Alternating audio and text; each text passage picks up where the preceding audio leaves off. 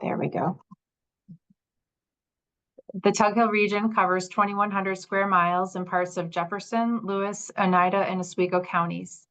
We are a small, non-regulatory New York State agency that aids the towns and villages on Tug Hill in the areas of land use planning, local governance, community and economic development, and natural resources planning. We also facilitate historical presentations like the one you are hearing tonight by community request. So tonight we are excited to have this historical presentation entitled The Little Voices by Lee Wasmuth, Tug Hill's forgotten author. The Little Voices was a novel that appeared in installments in the Watertown Daily Times beginning in the autumn of 1933. The story's author, Lee Wasmuth, grew up in the Page logging settlement in southern Lewis County and wrote a semi-autobiographical, boy, that's a word, story of his own life, acquaintances, and surroundings through the eyes of Allan Hargrave, the fictional protagonist. Our presenter tonight is Jill Markham O'Hara, Wasmuth's great niece. I will keep introductions brief as Jill is best positioned to speak to her and her family's connection to the Tug Hill, the novel, and how this project came to be developed with the help of other Tug Hill history enthusiasts, so stay tuned. Before I hand things off to Jill, I would like to make a note of a few housekeeping items. For this webinar, attendees are automatically muted and the video feed is turned off to conserve bandwidth. If there are any questions, please type them in the chat box at the bottom of the screen and they will be answered at the end of the presentation. The webinar is being recorded for later upload to the Tug Hill Commission's YouTube channel, and links to the recording will be sent out in a follow-up email. So with that, I'll turn it over to Jill. Good evening. I'd like to begin by telling you what my connection is to the Tug Hill, Page, and Lee Wasmuth. My grandmother was Evelyn Wasmuth, eldest child of Theodore and Harriet Wasmuth. Lee Wasmuth was my grandmother's younger brother. In other words, Lee Wasmuth was my great uncle. In 1902, the Wasmuths moved from Rome to Page. My grandmother was 15 when they moved. Our author, Lee Wasmuth, was born in 1903, a year after their move. In 1911, my grandmother married Ernest Markham. Evelyn and Ernest bought a farm on West Road, Constableville, and began milking Jersey cows. My dad, Theodore Wasmuth Markham, was their fifth child. I have always lived in the Finger Lakes region, but my family made regular trips to Turin to visit my grandparents. I got to know many of my cousins and aunts and uncles who lived in Turin and Constableville. So, how did I get involved in this project? Several years ago, one of my cousins, Michael O'Brien, asked me if I would publish our great Uncle Lee's novel, The Little Voices. I told him that I couldn't do that, but that I would transcribe it to a Word document. Up to that point, the only copy of the novel that our family had was a cut and paste book that Evelyn made in 1933. Michael took our grandmother's cut and paste book to Staples, had it copied, and sent the copy to me. A few chapters were missing and several columns had darkened with age and were unreadable. From their archives, the Watertown Daily Times copied the actual newspaper pages that the novel was printed on, and Michael mailed them to me. Some of those pages were also unreadable, but between the two copies, finally, The Little Voices became a Word document, and I got it done. This is a good time to thank Peter Hayes, Constableville historian, for sharing pictures of Page and the Tug Hill. Also, thanks go to Charlie Swirndowski for graciously sharing information from his webinar on the Glenfield Western Railroad. Charlie recently shared a taped interview with Otto Wasmuth, done by Otto's great niece and my cousin, Betsy O'Brien, in 1976. Otto was Lee's oldest brother. I learned more about Page from this taped interview. Next slide, please.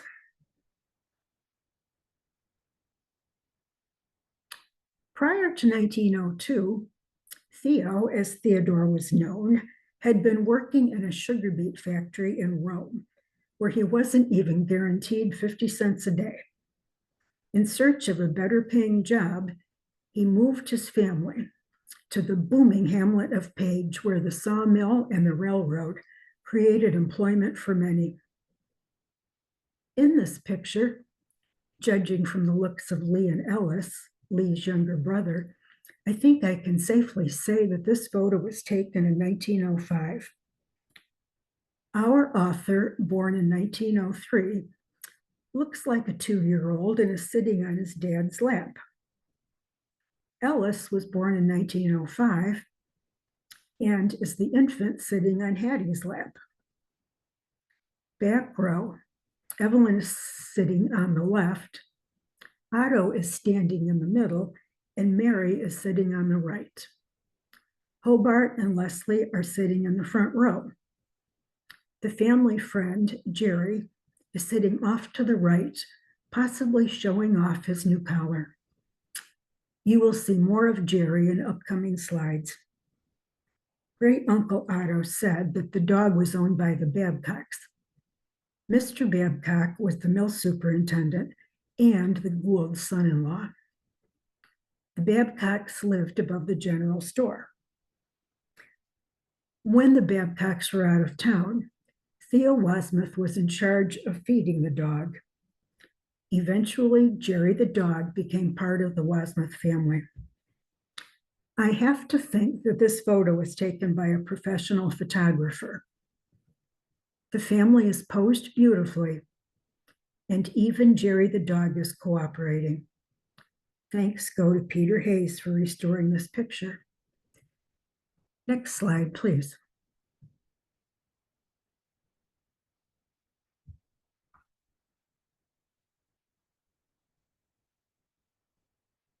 Here we have a less formal picture. The youngest Wasmuth child was Ellis, standing in front and center. Ellis was born in 1905, and it looks like he might be 3 in this picture. That would mean that this picture was taken on or about 1908.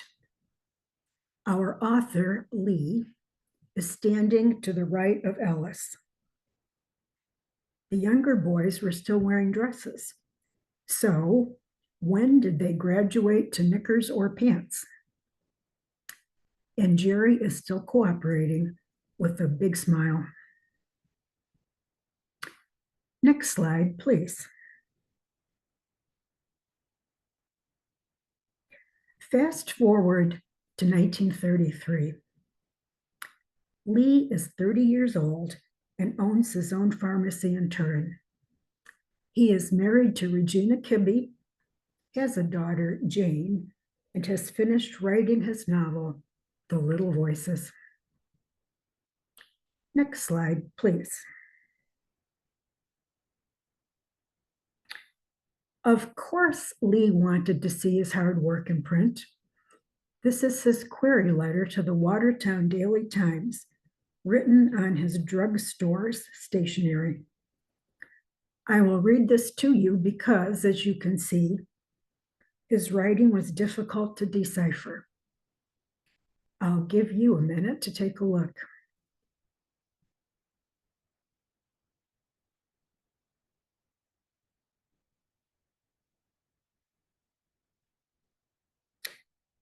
Next slide, please. Here's the letter again with some important things highlighted.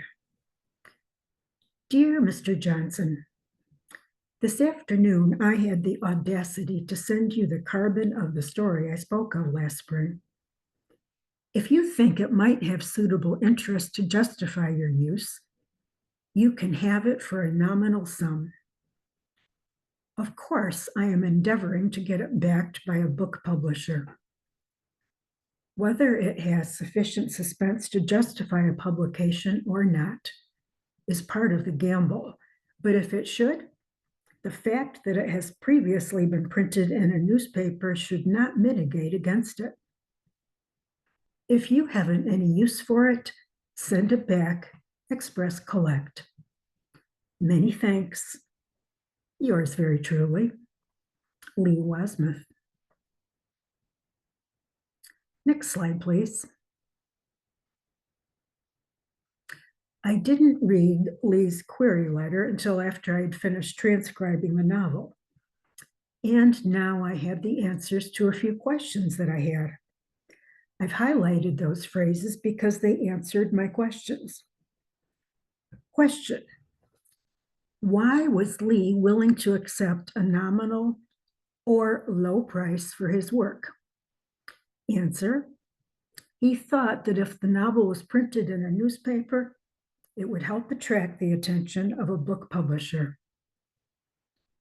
Another big question I had: why would he write a romance if his main purpose was to typify life on the Tug Hill? Answer: he wrote the love story as a means of creating suspense, as a good romance should. The reader reads on to the end, hoping for a happy resolution to the conflict of love. Lee created a love triangle as a means of building suspense. Next slide, please.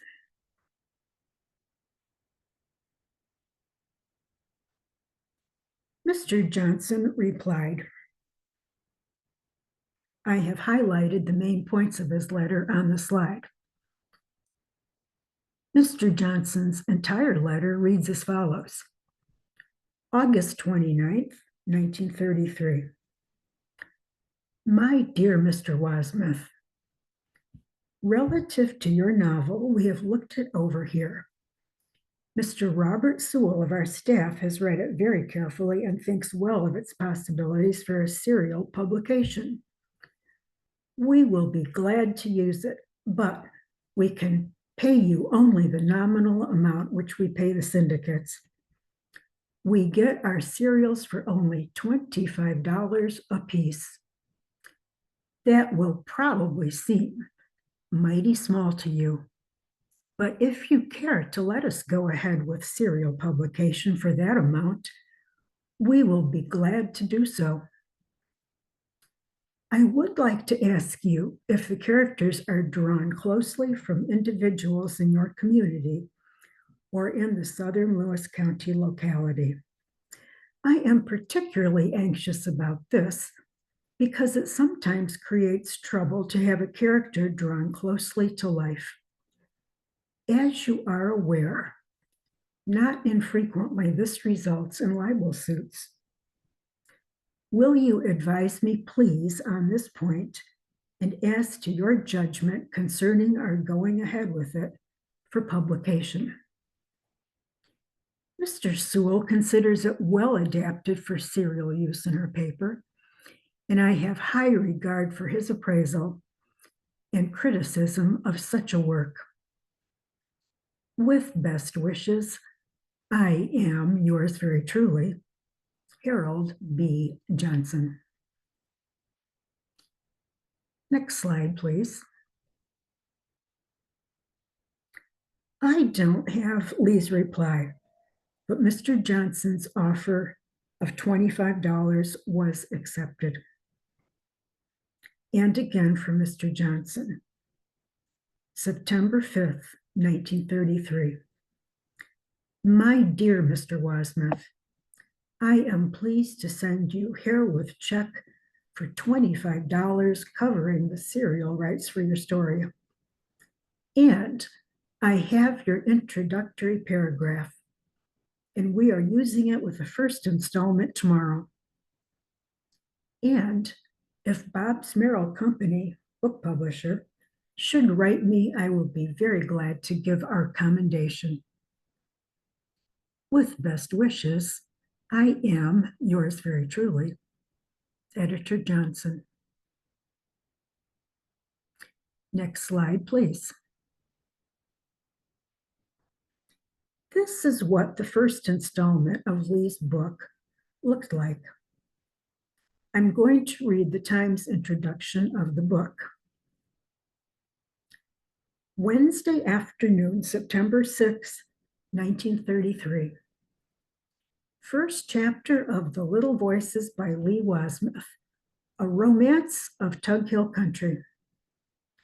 Don't miss a single installment of Little Voices.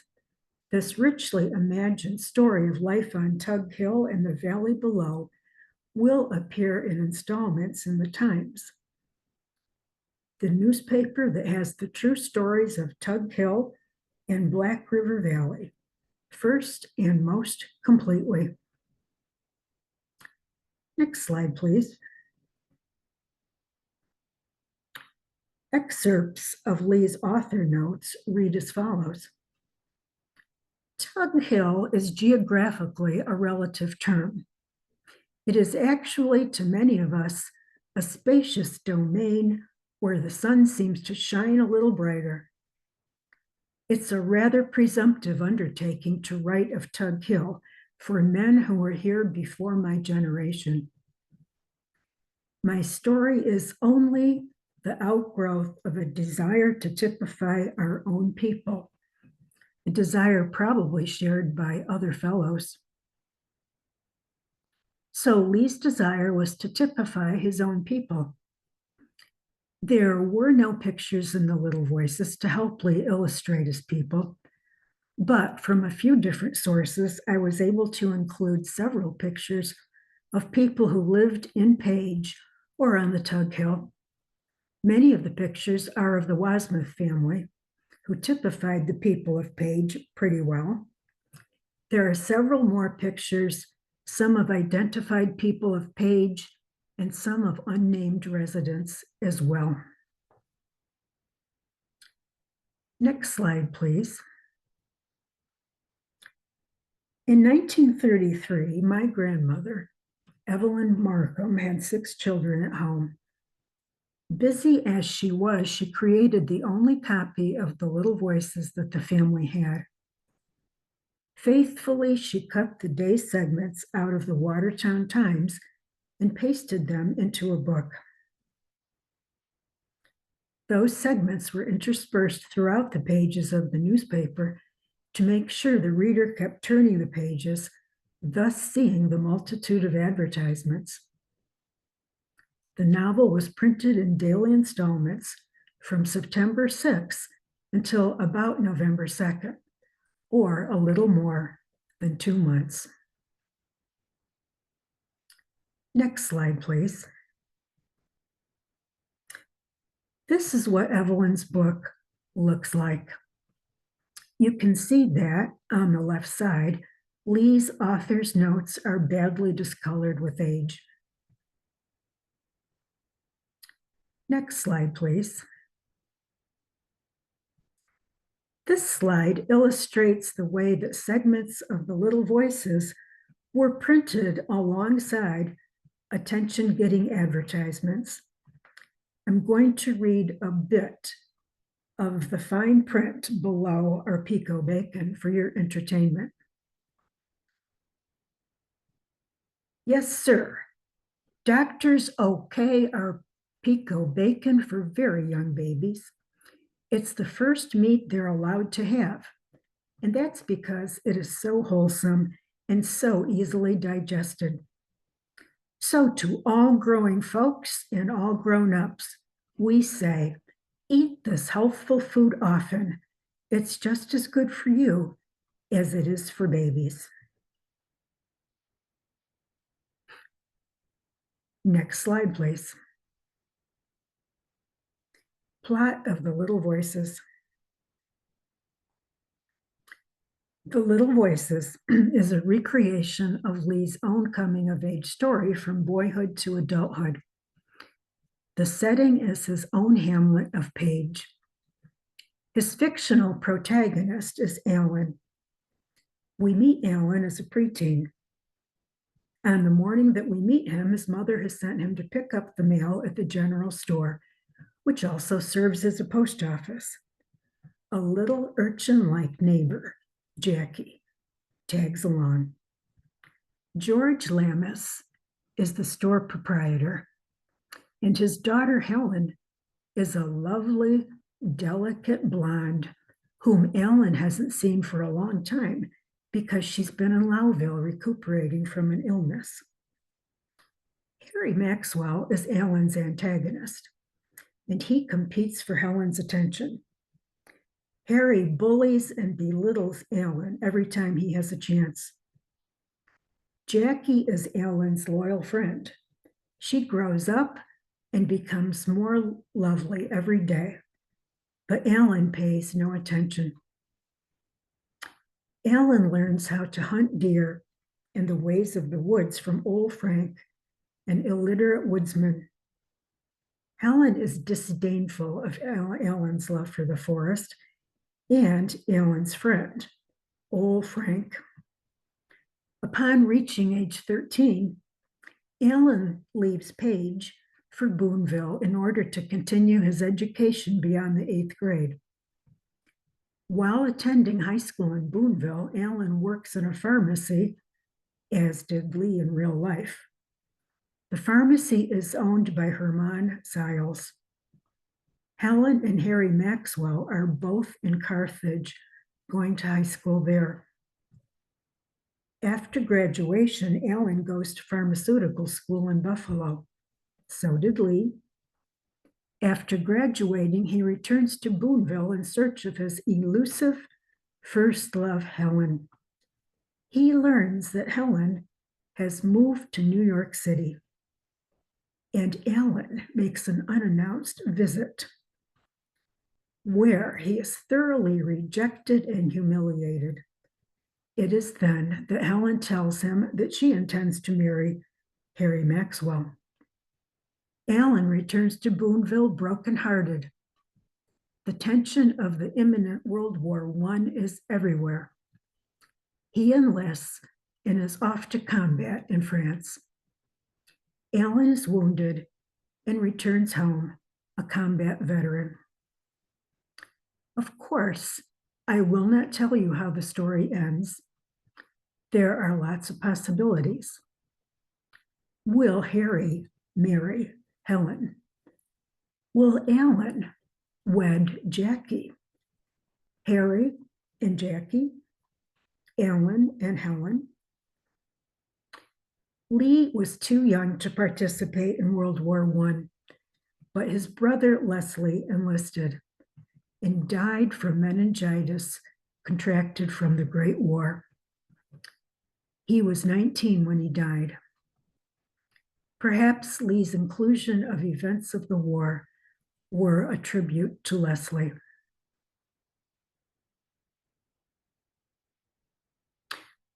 Some of the characters in this story are based on actual people that Lee remembered. Fictional George Lammas is based on George Loomis, the general store proprietor. Allan's Herman Siles was based on a well-known pharmacy owner in Boonville.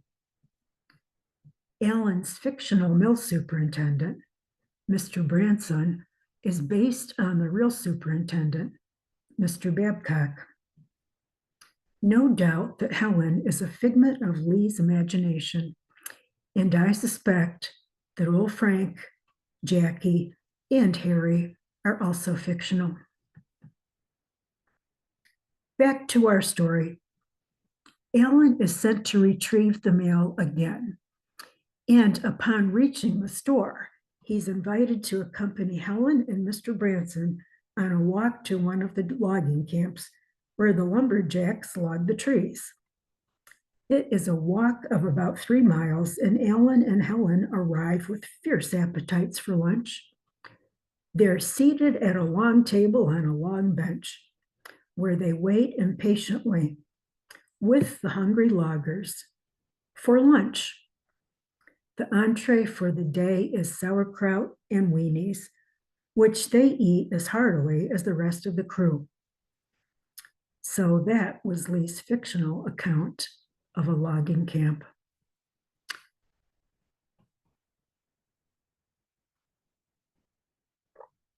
Next slide, please.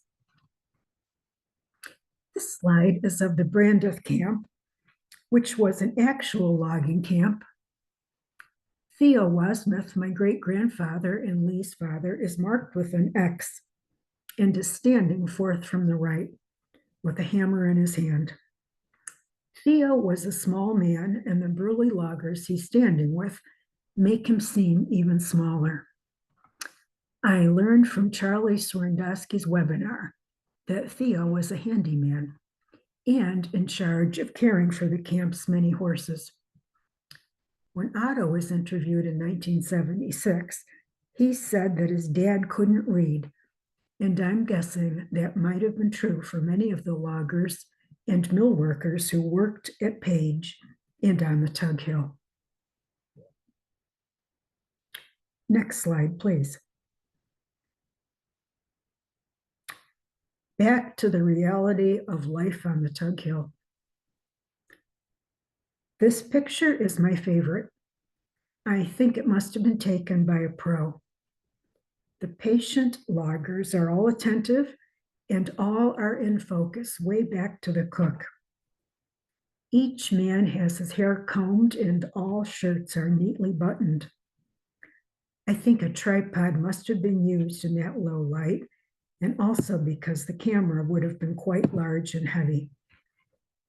The photographer must have told the men to hold still because he needed to use a slow shutter speed in order to capture as much light as he could.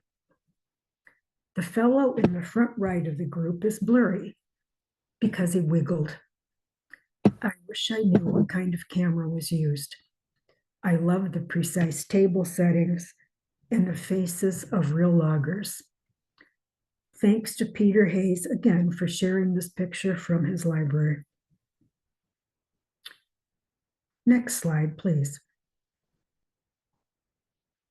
In the fictional The Little Voices, Allan was spending some time with old Frank at Frank's cabin in hopes of doing some fishing. George Lammas joins them, and Frank and George go out the next morning in hopes of bagging some fresh rabbit for lunch. Frank returns to the cabin a few hours later, carrying a fresh, bloody steak, obviously with a story to tell. George arrives a little later, wide-eyed and shaken, after encountering an angry bear with only small game shot in his rifle. Well, long story short, he managed to kill the bear and lived to tell about it. I don't think any of us would believe this tall tale. However, in his interview, Otto Wasmuth stated that the real George Loomis loved to hunt, and on one unforgettable day, Loomis dragged 3 dead bears home to Page on a toboggan. Truth or tall tale? This slide will be distasteful to some of you. It is to me. But at the same time, there is some humor in the facial expression of the little boy. I included the picture because it illustrates the fact that bear hunting was part of the culture of the Tug Hill, and there continues to be bear hunting on the Tug Hill today. The house in the background is pretty shabby, but the little boy is well dressed. Next slide, please. The first day of school. Lee opened his chapter on the first day of school with some colorful imagery. The morning school opened, I saw white frost upon the marsh grass and cattails along our brook. The maples had put forth splashes of canary and scarlet against darker evergreens, and the encircling forest took on colors of a great canvas. Allan's first day of school began nicely. However, what happened on that first day inside the schoolhouse was not so pleasant. The teacher, whose name was Eleanor Jones, asked Allan to solve out loud a rather straightforward arithmetic problem. Allan was seated just a few rows behind him, and just her proximity reduced Allan to gelatin. In his nervousness, Allan flubbed the answer. The class laughed at him, and Helen was called upon. Of course, she answered correctly. When school was dismissed that day, Harry Maxwell taunted Allan to add to his humiliation. Next slide, please. The one-room schoolhouse. This was the actual schoolhouse in Page. I see 18 students and their teacher. Notice the pile of firewood and the chimney of the wood stove that provided heat. My tiny grandmother, Evelyn, is standing just to the left of the tall teacher. I see Mary, Leslie, and Hobart Wasmuth, but I don't see Otto. In his interview with Betsy, Otto said that the teacher's name was Mrs. Porterhouse. Next slide, please. The back of this picture gives the date and the names of the students. It was 1907, and the enrollment in Page's school was down to 10. Miss Becky House was in charge that year. 4 Wasmuths were in attendance that day. Mary and Otto are standing in the back row. Hobart is on the left, and Leslie is on the right in the first row.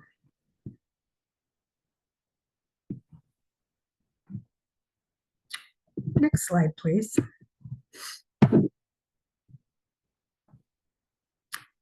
The Page Mill, 1906.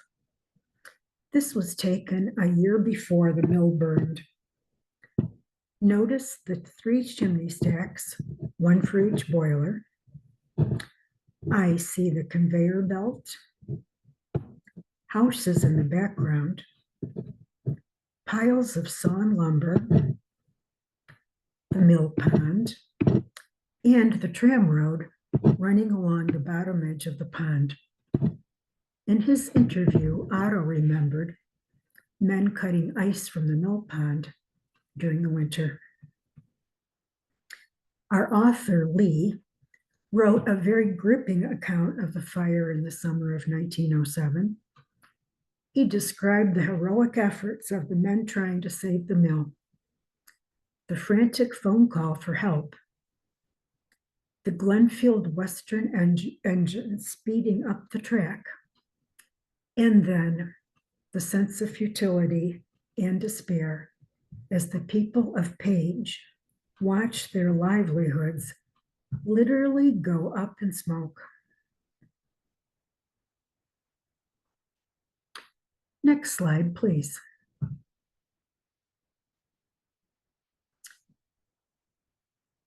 The next year, Evelyn was the school teacher with an enrollment of 8. The group of students were doing their best, but they were facing the sun. Not one of them could open his or her eyes.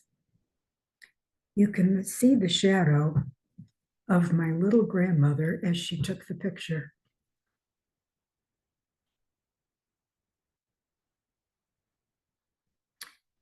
Next slide, please. The Wasmuth brothers. Here they are posing in front of the real post office / general store. The smallest is Ellis, born in 1905. So if he is 3 in the picture, the year would be 1908. That would be the year after the mill burned. Notice that only the little boys are wearing mittens, and they're still in their dresses. Our author, Lee, is to the left of Ellis, front row. The sign nailed onto the post office wall reads, Saturday Globe, for sale here. Next slide, please. Mary and Evelyn in front of the post office. Same day, same place. If you look at this picture carefully, you might see some things that just don't look right. I know I did. Why is Mary wearing an expensive-looking fur? Evelyn is sporting an even larger luxury fur. Why are the sisters wearing summer straw hats on what is certainly a cold winter's day? Why is Evelyn wearing a coat that must have been 10 times larger than what she needed? I just didn't understand these things until Charlie Swirndowski answered my questions in his Glenfield Western webinar. It seems that photographers would travel to these remote hamlets and bring trunks of elegant clothing for his customers to wear for their sittings. Looks like that was a good idea for families like the Wasmuths, who supported 7 kids on what might have been as little as $1 a day. Next slide, please. Mrs. Eastman and Mrs. Loomis and Jerry B. In his 1976 interview, my cousin Betsy asked Otto what they did for recreation. He answered that, well, the men played cards and drank. When they got drunk enough, they would fight for the entertainment of the onlookers. There were also dances held twice a year. Otto also said that George Loomis would let the kids play hide and seek inside the general store. One day, George picked Otto up, stuffed him into a mail sack, and hung the sack on a nail in the wall. The other kids were confounded because they knew that he had to be in that room. After about half an hour, George released a smirking and giggling Otto. Otto also said that George Loomis was the finest man he had ever known. I don't know what the women did for entertainment. The ladies in the picture are Mrs. Eastman and Mrs. Loomis.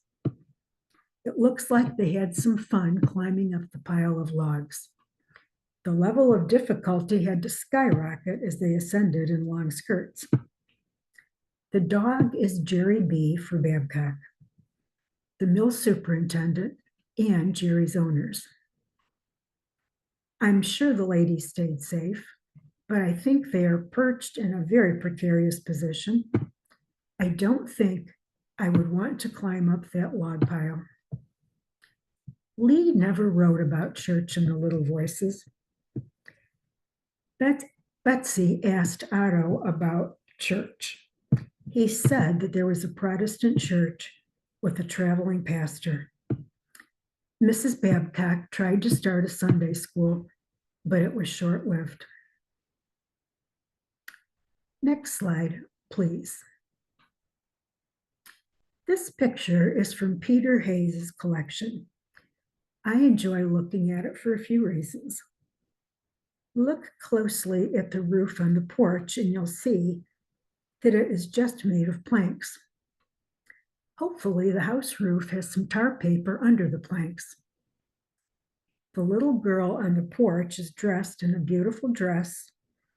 Her hair is styled perfectly, and she is the only one in the family who looks happy to be having her picture taken. Her mother is dressed in the Edwardian style of the day, puffy sleeves, narrow waist, and a loose pompadour. Next slide, please. Lee wrote in his author's notes that his desire was to typify the people of the day. This slide does that well. You see a plain, scrap wood-sided house, a tar paper roof, and no shrubbery, landscaping, or flowers of any kind. But at the same time, you can see nice curtains in the window. The little boys are proudly showing their patriotism by holding their American flag. So it must have been the 4th of July, or Decoration Day, as Memorial Day was called then. I think that the bare bones houses show that they weren't built to last long intentionally. Their builders knew that this hamlet would live only as long as the forest could be logged.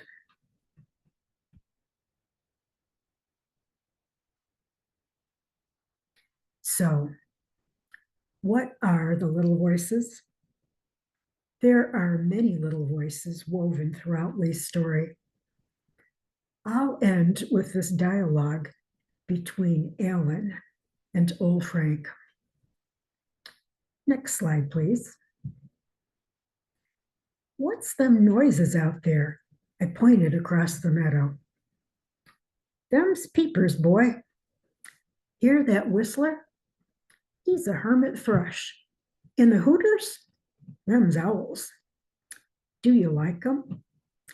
I'd rather hear them, little voices, than a concert in Symphony Hall. When you're happy, appears to me they warble. When you're down in the mouth, they'll cheer you up. If only you'll stop and listen. And now I'm finished with my story. Thank you very much, Jill. That was wonderful. I've heard it several times now, and I enjoy it each time you deliver it. So let's go to the chat and see if we have any questions, or if anybody wants to unmute. I think we could probably do that. We could, you can raise your hand and we can allow you to talk. Any comments or, oh, okay, we have a raised hand. Where did it go? Oh, sorry, where'd it go? It was Leona. Leona, do you have her? If you want to unmute her. Can you do that, Taylor? Yeah. Let's see here. 1 second, Leona. Okay, you should be good to go, Leona. Just unmute your mic. Okay. My grandfather was a logger, and he talked about going to Page. He lived in Osceola, but his family apparently did a lot of logging up there. And sometimes he called it Old 22. Have you ever heard that? I heard that through Charlie Swirndowski's webinar on the Glenfield Western. And I believe, if I remember right, that's what they started calling Page. And I guess it was the Page Fairchild Company that bought the area surrounding Page. And I'm not a good one to probably remember that correctly, but I do believe that Page started out being called number 22. Okay, good. And Leona, I want to say perhaps that was something to do with the lot number, but I wouldn't swear to it. It's been a while since Charlie had his presentation. Yes, you're right, Katie. Okay. Any other questions? Feel free to type them in the chat if you'd rather not raise your hand, but we were happy to unmute you. We're also looking, while people are thinking, we're also looking for more ideas for future history webinars related to Tug Hill. We generate a lot of ideas from the participants at our different workshops. So please send those along too. We enjoy doing these. We get to learn new stories about Tug Hill, meet new people like Jill. and just kind of add to the whole culture and history of the region. So please give us some more ideas on things you'd like to hear more about or learn about. I'm not seeing any other questions. Any parting words, Jill? No, it's actually been fun. I learned a lot about Page and the Tug Hill and the whole culture from just reading the book, The Little Voices. And as I already said, there are many inclusions of the Little Voices, all of which are related to nature of some kind. That's all I have to say. And that reminds me, so as usual, we will send out a follow-up email to everyone in the next few days with a link to the YouTube video. We will also include a link to the Little Voices, the transcribed story that Jill painstakingly typed from the Paste book. So if you can read the entire novel yourself in a few days, if you'd like to. That's going to be, I have it printed and I haven't been able to get to it yet, but it's on my list of things to read. So, well, again, thank you so much, Jill. It's been a pleasure. I hope everyone enjoyed. You're welcome. It's been a pleasure for me too. All right. So enjoy your evening and happy Thanksgiving a little bit early, and hopefully we'll see you at another history webinar soon. Good night. Have a good night. Good night.